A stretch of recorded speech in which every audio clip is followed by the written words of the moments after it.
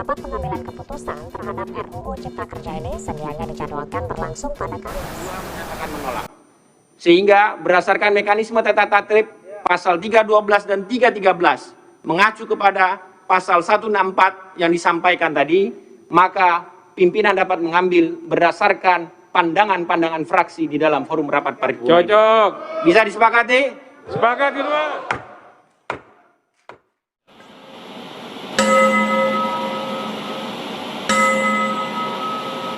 Kita akan mulai podcast kita. 3, 2, 1.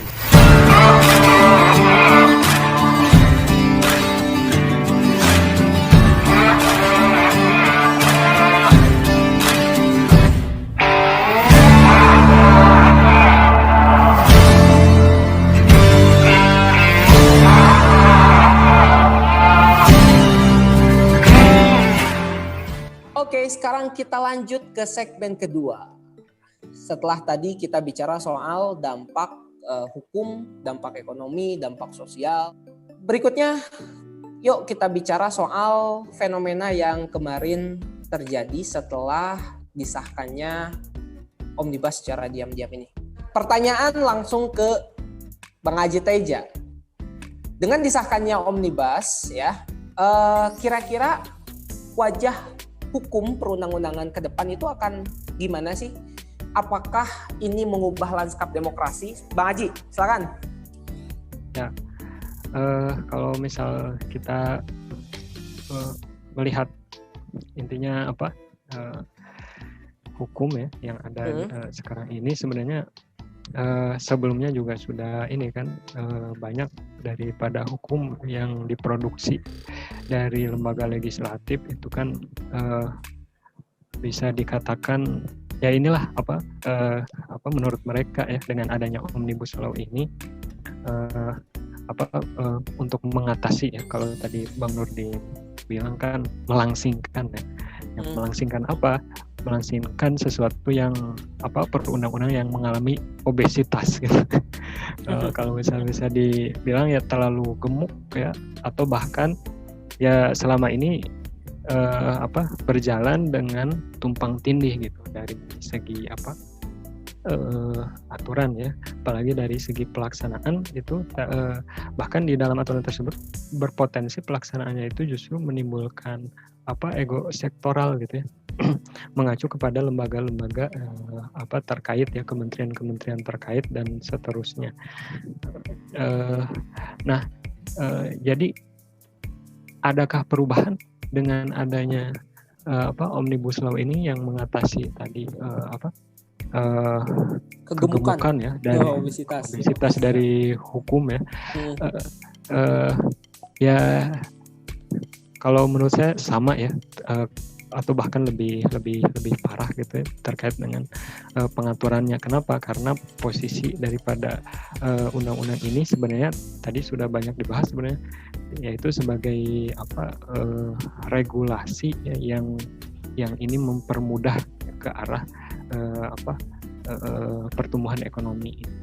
Nah, mungkin saya menyinggung ya, saya tidak masuk ke masalah ekonomi, tapi menyinggung pernyataan Jokowi yang di awal itu kan di 2019 kemarin ingin mengupayakan bagaimana Indonesia ini kan bergerak cepat gitu ya, maju gitu, cepat dan memangkas ya berbagai yang regulasi atau aturan-aturan yang menghambat kecepatan. Nah ini bisa jadi ya inilah gambaran yang pidato Jokowi sampaikan ya. Sebenarnya yang dimaksud dengan agar bisa bergerak cepat dan memangkas regulasi adalah yaitu mempercepat datangnya investasi dan mengarah kepada pertumbuhan ekonomi. Kalau misalkan ya inilah terdesak mungkin ya dengan adanya situasi pandemi ya, dan juga resesi gitu. Nah, salah satu bukti bagaimana Omnibus Law ini memberikan, kalau tadi negatif ya, nah ini positif. Cuman menurut siapa? Nah ini menurut ini para investor. Ya, oke. Memuluskan Jadi- jalan ya. Jadi di sumber Antara News gitu ya. Antara News kan. Ini disebutkan rupiah ditutup menguat ya, pasar optimis lagi terkait dengan isi Undang-Undang Cipta Kerja. Ini sebagai hasil lah daripada usaha Jokowi ya untuk melancarkan ya atau memuluskan ya, istilahnya usaha pertumbuhan ekonomi tadi. Oke.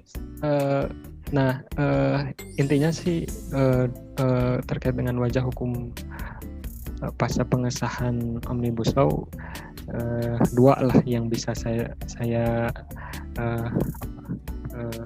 poinkan ya. Yang pertama, semakin pro ya terhadap kapitalis gitu, dan memberikan bahaya ya. Bahaya yang dimaksudnya bisa kita lihat di beberapa pasal, misalnya di klaster 1 penyederhanaan izin ini menyebabkan abai ya terhadap lingkungan. Akhirnya usaha-usaha didirikan lingkungan ya, mau ada karhut lah ya, mau ada limbah dan seterusnya, itu mah nggak menjadi prioritas gitu. Terus privatisasi ya, itu semakin masif ya, yang sebenarnya itu sudah bergulir sejak era Soeharto juga, usaha-usaha seperti itu. Juga pangan ya, pangan di keran impor itu menjadi prioritas, ketenaga kerjaan tadi. Nah, terkait dengan ini sedikitnya terkait dengan asing gitu, ada gitu. Karena ini terkait dengan ini istilahnya menopang produksi ya, sehingga membutuhkan tenaga kerja yang murah, dan yang murah ini ya Cina gitu ya, bisa mendistribusikan pekerjaan yang murah. Ya Indonesia ya harus dipaksa bersaing gitu. Kemudian juga ya, tadi yang pertama, yang kedua itu apa?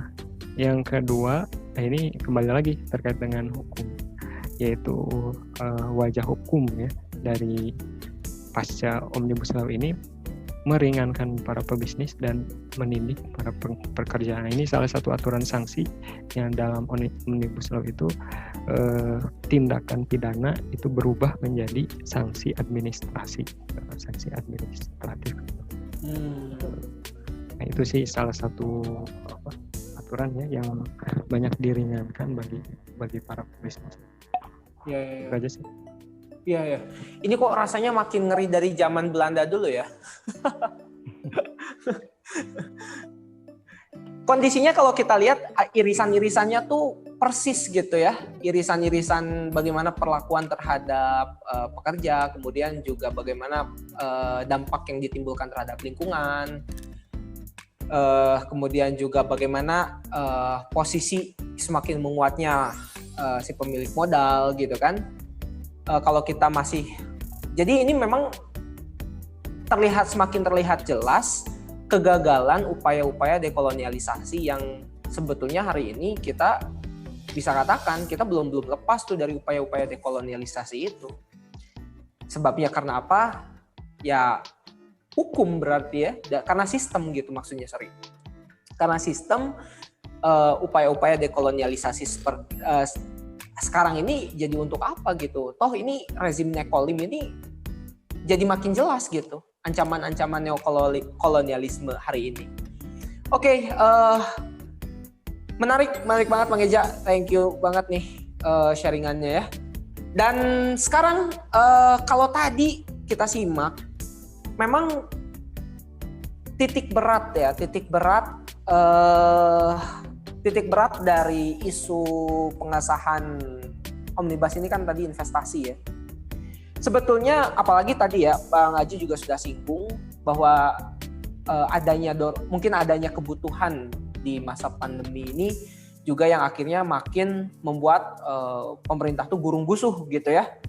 Sekalipun mereka pasti tahu dampak yang ditimbulkan akan luar biasa gitu ya. Pasti sudah terbaca lah gitu oleh mereka. Cuma dilakukan secara senyap di malam hari gitu ya, mematikan suara orang yang kontra dan sebagainya. Ini kan berarti kita bisa lihat ada kegagalan lah ya, ketidaksuksesan dalam mengelola perekonomian gitu ya. Jadi nyambung nih ke Egawan. Sebetulnya untuk mengatasi kondisi-kondisi yang terlanjur seperti ini gitu ya, bisakah kita keluar dari kutukan ya, dalam tanda kutip dari kutukan ekonomi seperti ini? Kalau gua mau berani bilang sih ini kutukan penjajahan sebetulnya ya.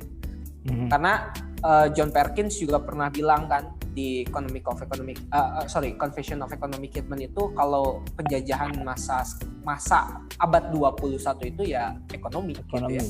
Yang mana bukan cuma yang tentu itu diawali dari hutang dan pembangunan dan sebagainya pun akhirnya kan ke sana mengarahnya gitu. Nah, bagaimana sih untuk mengatasi kutukan ini kira-kira? Situ kan orang ekonomi nih, diajarin nggak sih di kampus ya? Iya bener, diajarin nggak sih di kampus? Gimana nih? Atau jangan-jangan tidak menganggap ini tuh sebagai kutukan gitu? Silakan, sarjana ekonomi. Ya Bang. Jadi saya kilas balik dulu ya. Coba mendudukkan dulu gitu ya, supaya kita bisa lebih gampang memahami. Sebenarnya ini kita perlu dudukan itu, ini kan terkait dengan, kalau ini bicara perubahan Bang ya, bagaimana kita keluar dari masalah ini kan berbicara tentang perubahan ataupun kita ingin menjadi lebih baik. Sebagaimana yang tadi sebelumnya saya sampaikan dan teman-teman udah bahas, bahwasanya yang menjadi pandangan utama di dalam pemerintahan ataupun sistem yang sedang berjalan saat ini itu adalah dari pandangan mendasar, yaitu adalah kapitalisme. Atau bisa kita katakan ideologi kapitalisme, di mana memang kapitalisme ini menitik beratkan atau menguntungkan mereka-mereka yang memiliki modal besar, dalam hal ini para pengusaha dan juga para penguasa ya. Sebelumnya memang pengusaha gitu, jadi peng-peng gitu ya, pengusaha yang menjadi penguasa gitu. Jadi paradigma itu akan tetap berjalan ya ketika memang itu dipakai ataupun diterapkan gitu ya. Jadi ketika Undang-Undang Cipta Kerja ini atau Omnibus Law ini disahkan pun, ini tidak terlepas dari hal-hal atau paradigma tersebut, di mana tujuan utamanya itu adalah memperlancar investasi atau menguntungkan para pengusaha gitu ya, atau pemodal. Ini tidak lepas juga dari kondisi atau latar belakang pemerintah gitu, yang banyak juga ternyata pemerintah itu adalah seorang pengusaha juga gitu. Kita tahu lah ada pemilik batubara gitu kan ya, memiliki perusahaan batubara, memiliki perusahaan tambang minyak gitu ya, ataupun menguasai lahan misalkan, entah itu sawit ataupun yang lainnya gitu ya. Dan berdasarkan data dari ICW ya, bahwa kisaran 40-47% komposisi wakil rakyat atau dewan gitu ya, sekarang atau masih mewakili rakyat atau enggak gitu, itu kan komposisinya 40-47 itu adalah pengusaha gitu atau memiliki jabatan di sebuah perusahaan, sehingga memang ini jadi prestasi, cepat banget mengesahkannya gitu ya, yang harganya 100 menjadi hanya 2 bulan saja gitu. Setuju bos ya, gitu. Setuju bos, karena ya menguntungkan gitu ya bagi pengusaha, ya termasuk dirinya gitu. Nah, di mana itu menjadi tadi memuluskan investasi gitu. Dan kita pun sebelumnya pernah dengar gitu ya pernyataan Mahfud MD gitu ya, Menko Polhukam, bahwasanya kan pilkada ataupun maju sebagai kandidat politik itu kan dibiayai oleh cukong gitu. Cukong-cukong ini kan pengusaha-pengusaha juga gitu ya. Memang itu, sehingga imbasnya apa ya, masalah lo udah gue biayain, lo nggak imbal balik sama gue gitu ya. Pengusaha kan gitu kan, paradigmanya ingin cari untung. Nah, itu juga menyasar sebenarnya kepada sistem yang diterapkan kan. Nah, ketika menyusun aturan pun karena melandaskan hanya kepada keuntungan, hanya kepada yang memberikan modal, ya efeknya adalah tercipta aturan yang sebegini katakan banyak sekali kontradiksinya ataupun tidak sejalan gitu ya dengan nilai-nilai keadilan gitu ya. Dan itu menjadi satu hal yang wajar ketika memang sistem yang diterapkannya itu adalah demokrasi yang berasaskan kepada kapitalisme gitu. Lantas bagaimana gitu ya selanjutnya ke depan gitu ya. Jadi pun nanti dikhawatirkan itu muncul banyak memang para investor gitu. Cuman di sini yang patut kita khawatirkan itu adalah kedaulatan negara kita sendiri sebenarnya.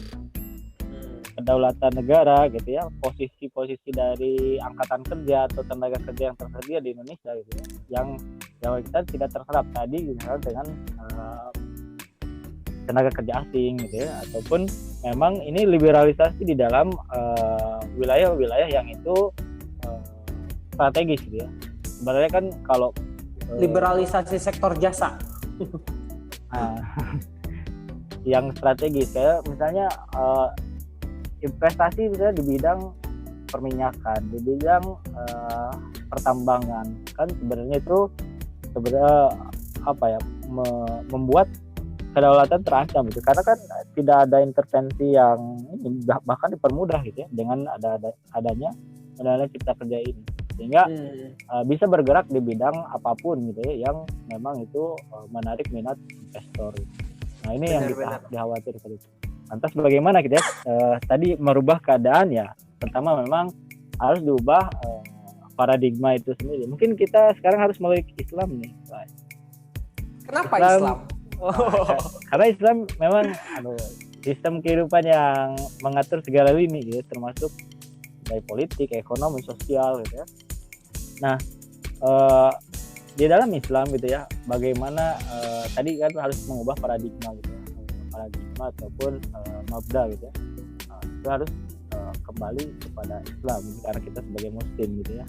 Nah, di mana di dalam Islam itu kepemilikan itu dibagi menjadi 3 ya, ada individu, ada umum, ada kepemilikan negara gitu. Nah, yang lebih ditekankan di sini adalah kepemilikan umum gitu ya. Bagaimana gitu ya sumber-sumber daya yang itu strategis gitu ya misal pertambangan ataupun hutan, perkebunan, sumber daya air itu tidak boleh diprivatisasi ataupun dimiliki oleh segelintir orang gitu. Bahkan oleh negara pun itu tidak boleh dimiliki gitu ya, dalam artian mereka malah menjual kepada rakyat gitu. Tidak, sebenarnya kan itu adalah milik warga negara gitu. Maka di sini bagaimana statusnya negara? Nah ini menjadi pengelola dari atau perwakilan dari rakyat gitu ya, karena tidak mungkin diserahkan kepada kelompok tertentu gitu ya, atau karena itu akan berebut gitu ya. Nah makanya Islam itu mengatur pengelolaannya oleh negara. Nah hasilnya itu adalah untuk rakyat itu sendiri. Paling kalau mau biaya berarti biaya operasional menghasilkan tambang ataupun hasil hutan itu sendiri. Nah itu hanya untuk biaya itu. Jadi lebih dilihatnya itu adalah distribusi kepada masyarakat gitu ya, secara langsung gitu. Nah ini menarik juga gitu terkait pandangan tadi, kalau di sistem kapitalisme itu hanya melihat pertumbuhan ekonomi suatu negara gitu, di mana pertumbuhan ekonomi itu didasarkan kepada GDP ataupun PDB gitu ya, penghasilan domestik bruto gitu ya, di mana itu kan siapa saja yang menghasilkan ya, termasuk misalnya PDB secara 10, kuantitatif aja ya, bukan ya, secara betul. kualitatif. Secara kuantitatif akumulatif gitu, jadi secara benar-benar kuantitatif tadi secara keseluruhan gitu, bisa jadi yang 10 PDB itu adalah hanya dihasilkan oleh 2 orang. 1%, no, 2 orang, oke, siap. Istilahnya 1% gitu ya. Jadi begitu ukuran apa ya, kalau kita katakan itu tidak real gitulah ya. Betul, Karena betul. itu hanya diukur secara agregat gitu ya, dan itu tidak memperhatikan individu itu terpenuhi atau enggak gitu ya. Maka di dalam Islam ini, nah, yang menjadi standar kemajuan ataupun produktivitas itu adalah bagaimana setiap individu itu tercukupi kebutuhan mendasarnya gitu. Nah, kebutuhannya baik sehingga ketika individunya itu makmur gitu ya, tercukupi gitu ya, kebutuhan keperluannya, maka negara itu akan makmur juga gitu. Karena individu-individunya sudah makmur gitu. Kalau ini di sistem kapitalisme ini beda gitu. Dia hanya lihat secara global datanya, tapi pemerataan ataupun kesejahteraan itu ya, atau ketimpangan sangat besar. Nah itu, jadi yang miskin semakin miskin gitu katakanlah gitu, dan yang kaya semakin kaya, atau pengusaha pemodal itu semakin kaya, sementara kita ataupun rakyat yang lainnya gitu ya, yang terimbas ya semakin melarat gitu ya. Nah itu, jadi bagaimana kita mengatasi problem ini ya, kita harus melihat bagaimana Islam mengatur dari kehidupan. Barangkali itu dulu Kang. Oke, ya menarik banget, solusi dapat tuh ya. Tentu mungkin kalau kata pendengar, bentar nih, kok tiba-tiba jadi solusi gitu ya? Enggak, mungkin nanti di lain kesempatan kita akan coba kupas tuntas soal bagaimana Islam menuntaskan kutukan-kutukan kolonialisme ya. Oke, sekarang nih ada mungkin satu lagi nih ya buat Bang Soga nih biar adil gitu ya. Tadi Aji udah, Ega sudah, sekarang Bang Nurdin Soga. Kalau tadi dari perspektif yang diangkat Egawan kan melihat bagaimana dalam kacamata sistem ya, kita menawarkan alternatif untuk ekonomi ini, permasalahan ekonomi ini adalah pengaturan dengan ekonomi Islam gitu ya, intinya itu ya. Nah, sekarang kita lihat bagaimana masa itu berontak gitu ya, ke jalanan gitu ya, menumpahkan segala macam kekesalannya. Karena mungkin mereka tidak tergambar bagaimana sih harusnya mereka lakukan. Jadi ketika ada hal yang seperti ini akhirnya oh ya sudah lawan gitu ya, lawan gitu. Nah sebetulnya memandang perkara seperti ini ya, perkara kezoliman seperti ini, bagaimana sih yang seharusnya kita gitu ya, juga masyarakat Indonesia pada umumnya itu menyikapi kebijakan penguasa yang menyengsarakan seperti ini tuh harusnya bagaimana sih Bang? Jadi apakah tepat gitu dengan membenturkan ya sudah kita dengan jalan kekerasan, karena buktinya dengan dalam sistem itu sudah tidak bisa tuh, harus dari luar sistem gitu, revolusi, people power dan sebagainya. Silakan Bang. Nah, karena dua pembicara udah membahas terkait masalah mendasar juga ya. Nah, saya juga sebenarnya juga ingin masuk ke sana sebenarnya, karena masih ada keterkaitan ya. Antara ini kan kalau saya coba dudukan juga ya. Ini kan sebenarnya Omnibus Law dengan Undang-Undang Cipta Kerjanya sebenarnya kan ini lebih kepada teknisnya atau persoalan cabang lah saya melihat ya.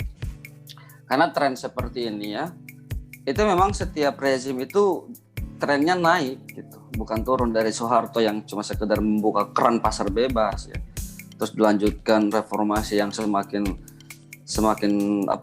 menggurutanya para oligarki dan sebagainya gitu. Memang saya melihat sebelum saya masuk ke apa yang harus kita lakukan atau masyarakat lakukan ya, saya ingin masuk kepada memang kita harus tahu dulu nih, kita berada dalam ekosistem apa gitu. Apakah Android atau iOS gitu. Bukan, maksudnya dalam ekosistem kan kalau kita sebut ekosistem pasti kan seperangkat sistem ya, yang itu saling terintegrasi ya, yang saling mensupport satu sama lain. Mensupport, jadi satu semangat gitu ya. Ya, jadi ketika semangat dasarnya itu apapun cabangnya ya, spirit itu yang coba dimasukkan ya.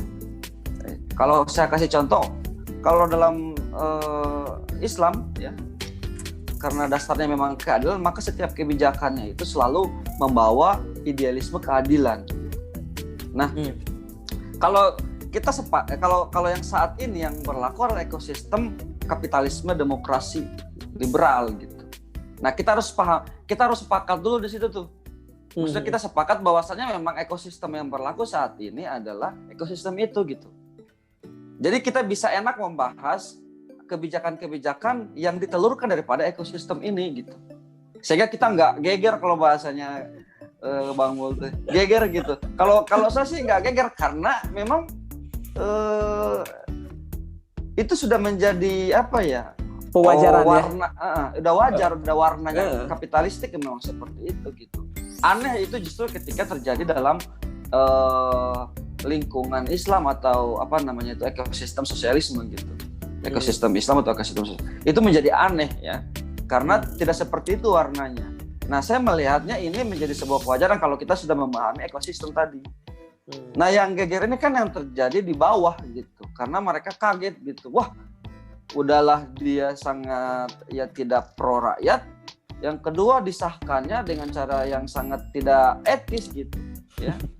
Ya penuh dengan apa ya skandal kalau saya bahas. Tengah malam. Ngapain tengah malam?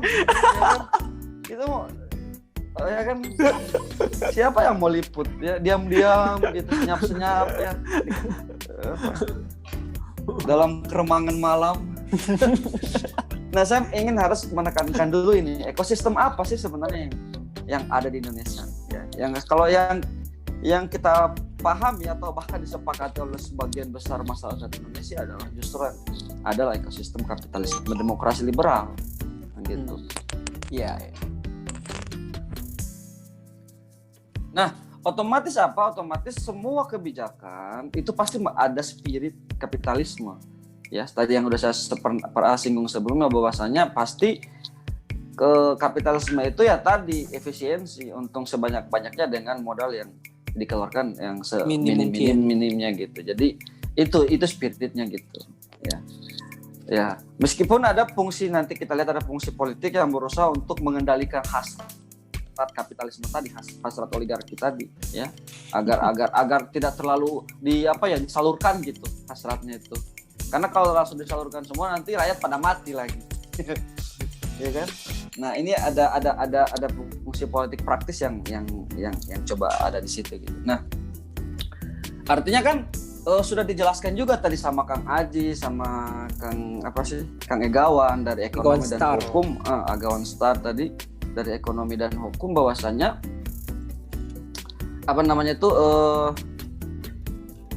arahnya makin ke sana ya. Makin kapitalistik, makin oligarkis dengan dijalankan praktis politiknya secara sentralistik, oligarkis dan bahkan ya otoriter gitu. Kan kalau kita membaca undang-undangnya kan kayak gitu. Ada bahkan pemerintah itu punya power lebih gitu untuk menentukan ya kalau di daerah itu semacam investor itu terhambat gitu. Itu presiden Rezi bisa turun tangan itu untuk memuluskan untuk memuluskan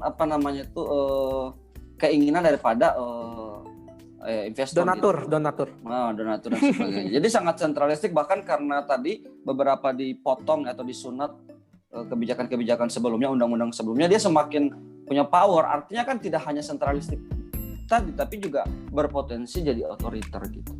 Nah, ini kan saya menangkap potensi yang berbahaya bagi siapa? Bagi rakyat.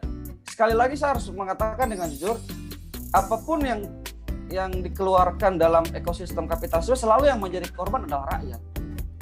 Ya, itu sudah menjadi tabiatnya kapitalisme gitu. Kalau kita sering dengarkan ketimpangan gitu, yang kaya makin sedikit, yang miskin yang makin banyak. Itu. Jadi memang kapitalisme tidak akan mematikan rakyatnya, tapi dia membuat minimal kita bisa hidup lah, supaya masih bisa digunakan gitu. Karena kalau mati kan nggak bisa digunakan kan. Nah, untuk itu gini, saya kan poin saya di awal adalah konfliknya justru akan terjadi pemenuhan ya hak-hak daripada rakyat terutama buruh ya, krisis hak gitu ya. Jadi itu krisis hak. Ini bisa dibuktikan dengan dihilangkannya upah minimum regional ya, terus dibalikan kepada upah minimum provinsi, bahkan kabupaten kota itu sudah mungkin tidak akan dipakai lagi gitu dalam undang-undang Cipta Kerja ini. Artinya kan upah itu akan semakin kecil gitu potensinya gitu. Nah, selain krisis itu juga ada krisis-krisis yang lain gitu yang akan ditimbulkan daripada kebijakan ini gitu. Nah, saya ingin sebenarnya gini, saya sebagai masyarakat biasa, sebagai orang biasa ya, sebagai bapak saya nelayan, terus ada juga yang punya di antara kita ada yang petani, ada yang buruh ya, ada yang aktivis, ada yang intelektual ya. Saya ingin mengajak semuanya berintegrasi ya. Bergerak ya dalam rangka untuk menolak. Kalaupun tidak dikabulkan penolakan ini, ya kita tetap harus mengawal gitu. Jangan sampai seperti kemarin spiritnya itu di awal penolakan itu wah gitu kayak KPK kemarin kayak gitu.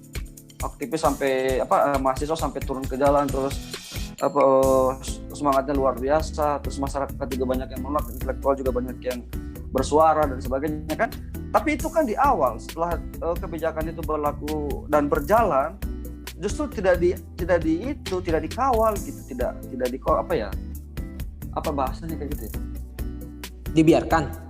Jadi kayak dibiarkan gitu, kita tidak mengawal keberjalanan ini gitu. Nah, saya ingin tidak sampai spiritnya seperti itu. Jadi kebijakan-kebijakan memang yang sangat, karena pada dasarnya gini, kebijakan yang apapun yang diteluarkan itu pasti karakternya zolim ya, dari kapitalisme itu ya. Nah, tapi ada yang sangat super zolim gitu. Nah, yang super zolim memang harus benar-benar dikawal gitu, benar-benar didampingi oleh masyarakat gitu. Jadi setiap kali ada semacam tidak adanya pemenuhan hak-hak buruh itu coba harus dikritisi dan sebagainya. Ya. Jadi semangatnya jangan di awal aja, kalau bisa terus menerus gitu. Nah, tugas para intelektual dan aktivis memang harus mengedukasi gitu. Mengedukasi masyarakat biar paham ini tuh kebijakannya akan merugikan kalian loh. Nah, saya ingin ada semacam peran itu mainkan di masyarakat. Karena saya lihat juga meskipun banyak yang bergerak ya, tapi masih banyak juga yang apatis gitu masyarakat. Betul.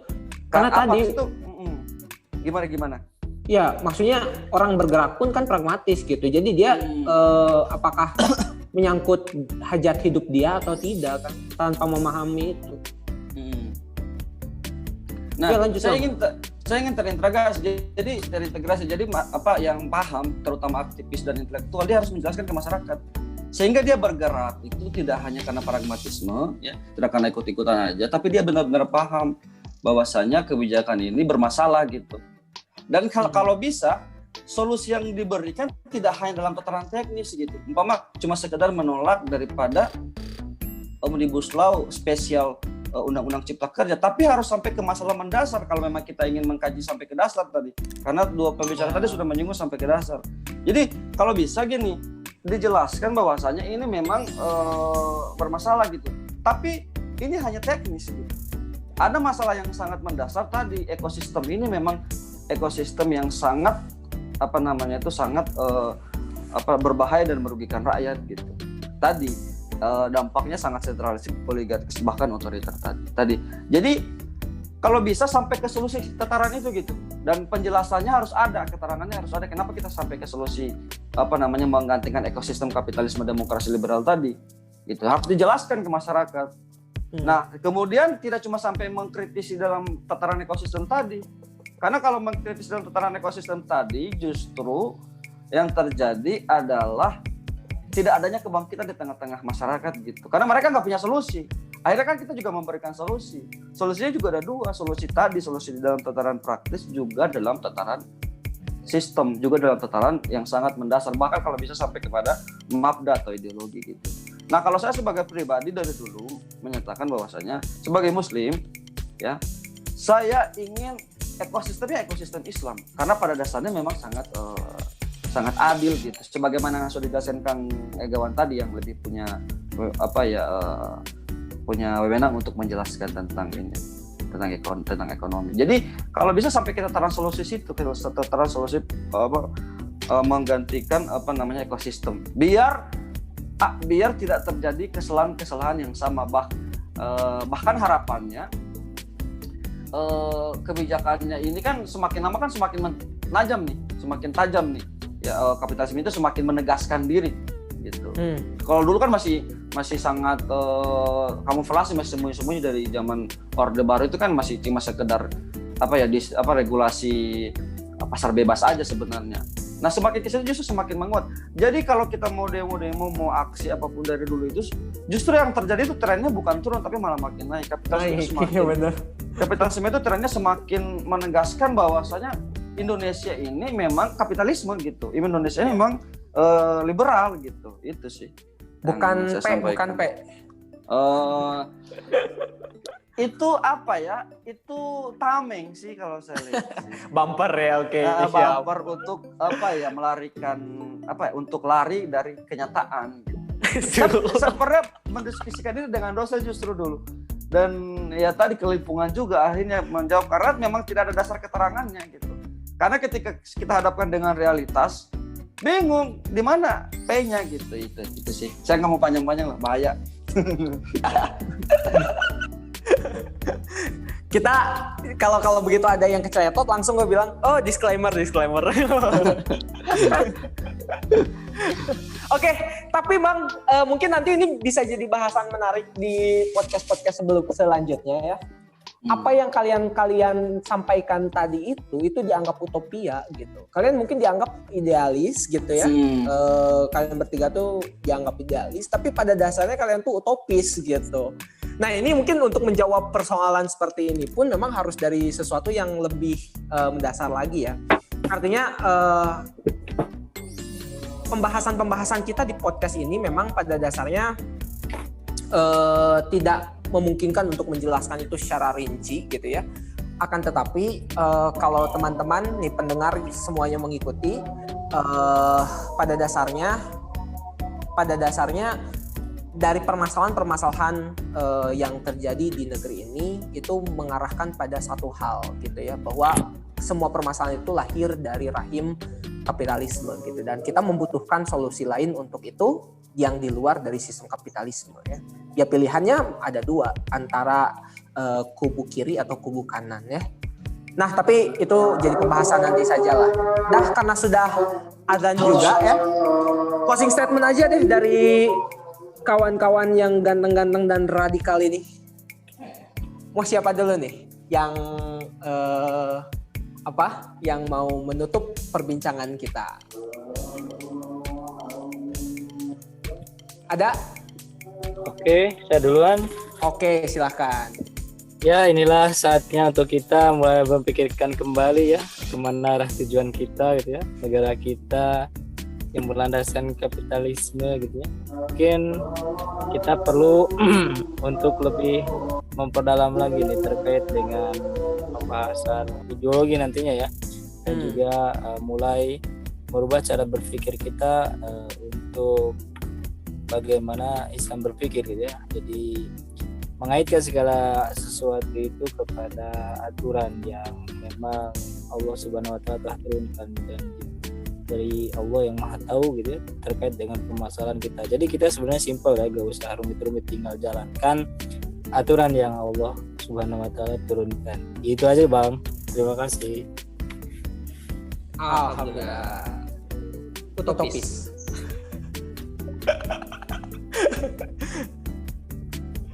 Oke. Enggak bercanda. Oke, dari siapa? Aji atau Nurdin dulu nih? Closing statement lah buat kita. Buat pendengar semua. Aji. Ya. Oke. Closing statement ya. Sebenarnya intinya dari Omnibus Law ini, Undang-Undang Ciptaker ini ada 4 poin kritik ya. Pertama, secara prosedural itu cacat ya, karena menentang dirinya sendiri gitu. Kemudian yang kedua memasifkan ya, liberalisasi. Kemudian yang ketiga itu mengokohkan oligarki. Kemudian terakhir Omnibus Law yang dikatakan sebagai undang-undang untuk menciptakan lapangan kerja, namun faktanya justru cipta investasi. Nah itu saja mungkin dari saya. kurang lebihnya mohon maaf. Assalamualaikum warahmatullahi wabarakatuh. Waalaikumsalam warahmatullahi wabarakatuh. Asik nih. Sekarang giliran Bang Nurdin. Ya, sekali lagi kapitalisme semakin menegaskan dirinya. Ya. Demokrasi liberal juga semakin nyata, praktis dijalankan oleh aktor-aktor politik di negeri ini, ya. Dan semakin lemah juga kepercayaan masyarakat terhadap kepemimpinan dan sistem yang ada gitu. Karena saya melihat dari